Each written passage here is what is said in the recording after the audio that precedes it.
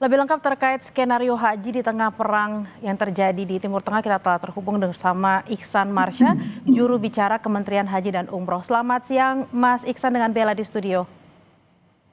Selamat siang Mbak Bella dan juga pemirsa. Mas Iksan, ini kalau kita lihat konflik di Timur Tengah kayaknya belum mereda. Lalu bagaimana dengan persiapan pelaksanaan ibadah haji? Opsi apa yang diambil? Karena kalau dari kemarin RDP dengan Komisi 8 ada 3 skenario yang dikatakan oleh Gus Irfan. Baik Mbak Bella dan juga pemirsa, memang kita terus memantau, menyimak dan juga melihat berbagai perkembangan berkaitan dengan eskalasi di kawasan khususnya di Timur Tengah berkaitan dengan konflik yang terjadi saat ini.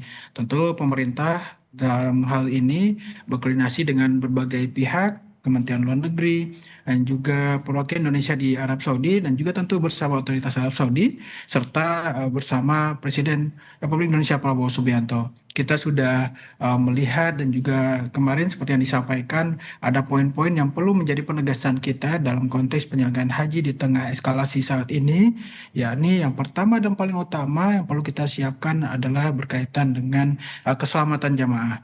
Kalau bicara tentang mitigasi, kita sudah menyiapkan tadi seperti disampaikan Mbak Bella dan juga kita mengutip apa yang Pak Menteri sampaikan, ada 3 poin berkaitan dengan mitigasi yang sudah kita hadirkan dalam skenario jika eskalasi ini masih terus berkembang.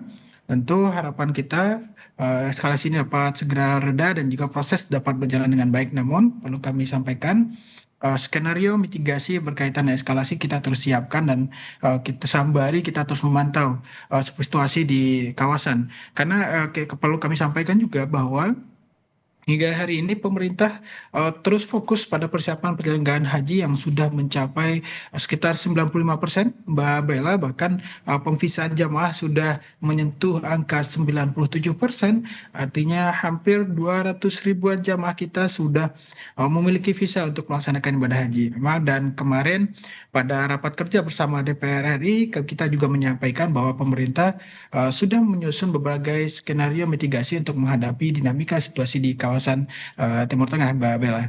Hmm. Mas Iksan, kita berasumsi karena persiapannya sudah 95%, visa sudah dibagikan seperti itu dan tentunya jamaah berharap tetap ingin berangkat ke Tanah Suci tahun ini melaksanakan ibadah haji.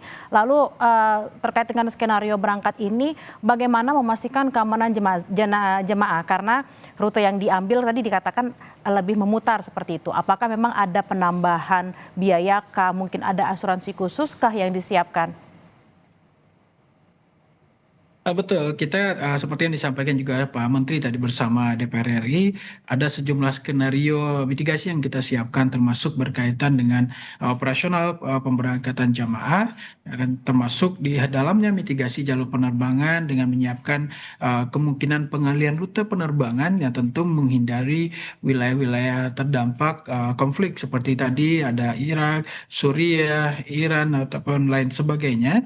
Dan tentu opsi yang kemarin kita sempat di-mention juga salah satu opsi yang kita gunakan misalnya melalui jalur selatan, melalui Samudra Hindia, masuk melalui ruang udara di Afrika. Tentu kita juga melakukan diplomasi berkaitan dengan keamanan bersama otoritas Arab Saudi untuk memastikan ada koridor penerbangan yang aman bagi jamaah haji Indonesia dan juga ikhtiar-ikhtiar yang dihadirkan. Dan perlu kita sampaikan bahwa hingga saat ini dalam pembahasan mitigasi kita belum banyak bicara soal tadi bicara tentang apakah nanti berkaitan dengan penambahan biaya karena termasuk berkaitan dengan operasional penerbangan yang dengan jarak waktu dan jarak tempuh yang lebih lama. Misalnya secara prinsip dana jamaah tentu kita melihat bagaimana proses penyelenggaraan nantinya tanpa membebankan kepada jamaah misalnya, dan tentu kita terus mitigasi ikhtiar-ikhtiar ini agar tentu memberikan kemudahan bagi jamaah. Karena orientasi kita jelas Mbak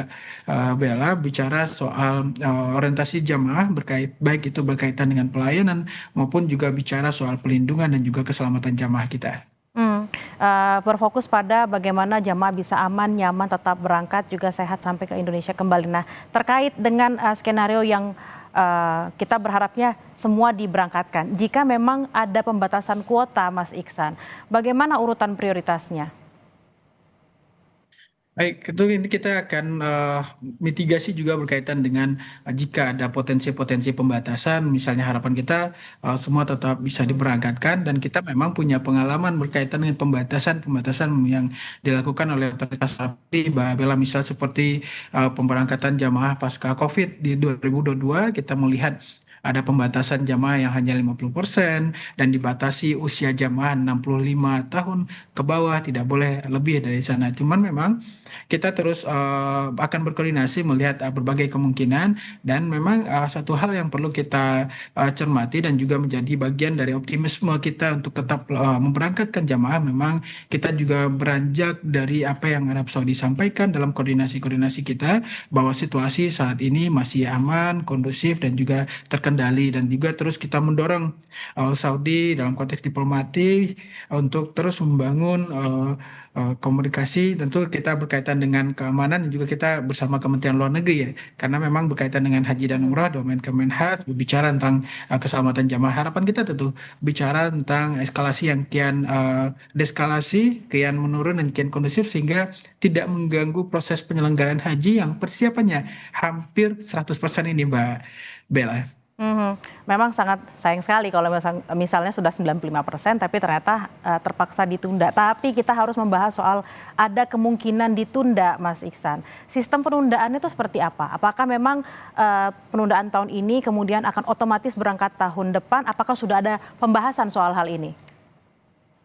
Tentu kita juga akan melihat dinamikanya Mbak Bella, memang kalau misalnya ada opsi penundaan. Karena kalau dari skenario yang kita siapkan, memang pertama skenario untuk tetap memberangkatkan jamaah meskipun ada konflik masih terjadi, misalnya eskalasi masih berkembang di Timur Tengah dengan berbagai mitigasi, dan juga ada opsi kedua, Saudi tidak melakukan penundaan, kita demi keamanan dan keselamatan kita menunda keberangkatan. Dan yang ketiga, Saudi menutup ataupun menunda penyelenggaraan misalnya, dan juga kita tidak memberangkatkan. Kita juga lakukan mitigasi-mitigasi tersebut, dan memang berkaitan dengan tadi yang Mbak Bella sampaikan berkaitan dengan penundaan, kita juga akan terus mitigasi dan juga melihat berbagai kemungkinan-kemungkinan yang perlu kita siapkan, karena setidaknya dari tiga skenario yang disiapkan itu sudah berbicara tentang keselamatan jamaah, bicara tentang bagaimana memastikan jamaah dapat melaksanakan ibadah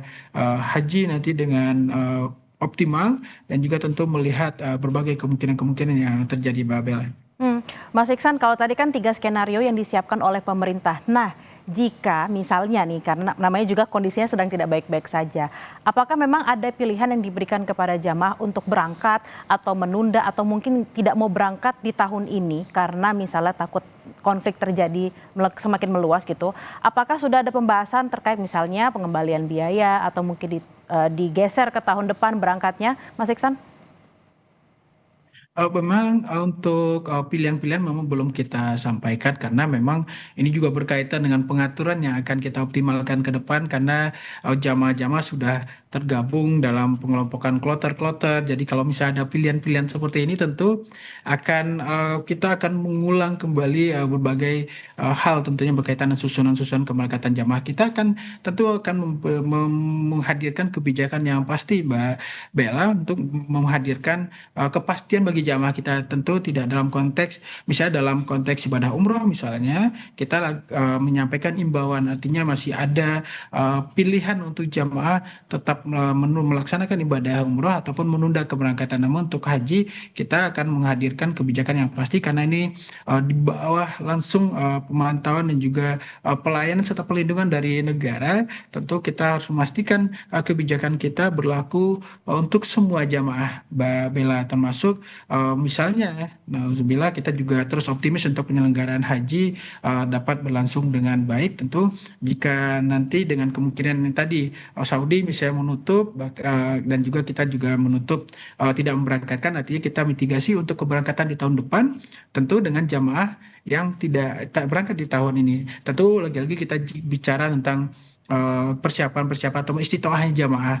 Misal di tahun ini siap, qadarullah di tahun depan ada masalah dengan istitoah. Tentu pertimbangan seperti itu.